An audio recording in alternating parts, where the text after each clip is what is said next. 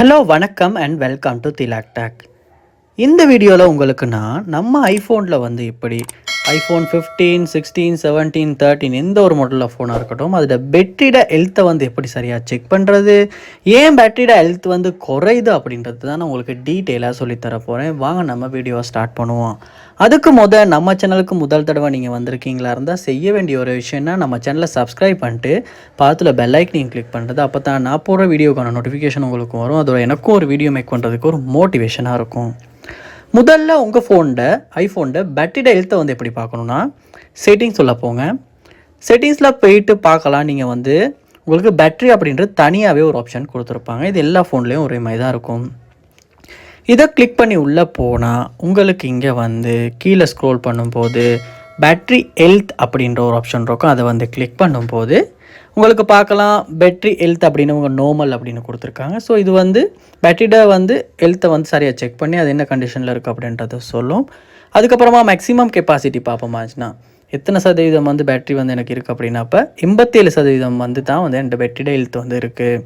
Percentage wise நார்மலாக எல்லாருக்குமே தெரியும் ஐஃபோன்னா வந்து கண்டிப்பாக வந்து எல்லாருமே முதல்ல பார்க்குறது இந்த பேட்டரி ஹெல்த் வந்து என்ன இருக்குது அப்படின்றது.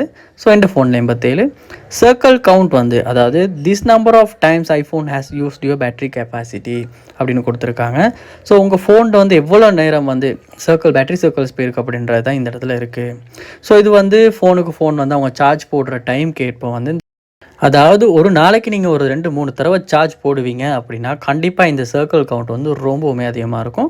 ஸோ இந்த பேட்டரி கெப்பாசிட்டி வந்து 87% இருந்தாலும் இந்த பேட்டரி சர்க்கிள் கவுண்ட் வந்து ரொம்ப கொஞ்சம் கம்மியாக தான் இருக்குது.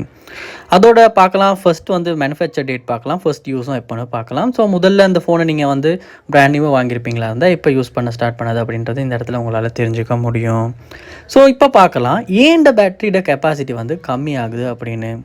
ஸோ நார்மலாக வந்து நம்ம ஒரு ஐஃபோன் வாங்கி யூஸ் பண்ண ஸ்டார்ட் பண்ணதுக்கு பிறகு நம்ம வந்து சார்ஜ் வந்து ஃபுல்லாக ஒருக்க வந்து சார்ஜை வந்து முடிஞ்சு திரும்ப போகும்போது அதாவது சர்க்கிள் கவுண்ட் வந்து இந்த இடத்துல இன்க்ரீஸ் ஆக வந்து இந்த பேட்டரியோட கெப்பாசிட்டி வந்து கம்மி ஆகிட்டே போகும். ஸோ அது வந்து நார்மலாக நடக்கிறது தான். மோஸ்ட்லி ஒரு 1 இயர்க்குள்ளே வந்து கண்டிப்பாக வந்து 95% வந்து இந்த சர்க்கிள்ஸ் வந்து அதாவது கெப்பாசிட்டி வந்து கம்மியாகும்.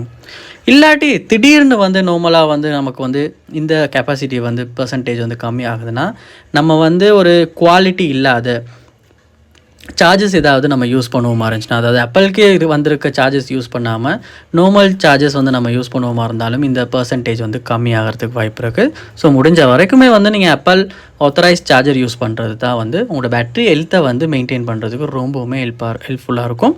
ஸோ அதில் ரொம்ப கவனமாக இருங்க. அதோட யூஸ் பண்ணுற அதாவது சார்ஜ் பண்ணுறதுக்காக யூஸ் பண்ணுற கேபிள் அந்த கேபிளுமே வந்து ஆப்பிள் ஃபோனோட வந்து ஒரு கேபிள் நீங்கள் யூஸ் பண்ணும்போது கண்டிப்பாக உங்களுடைய பேட்டரியோட கெப்பாசிட்டியை வந்து உங்களால் ஹெல்த் வந்து குறையாமல் வந்து வச்சுக்க முடியும்.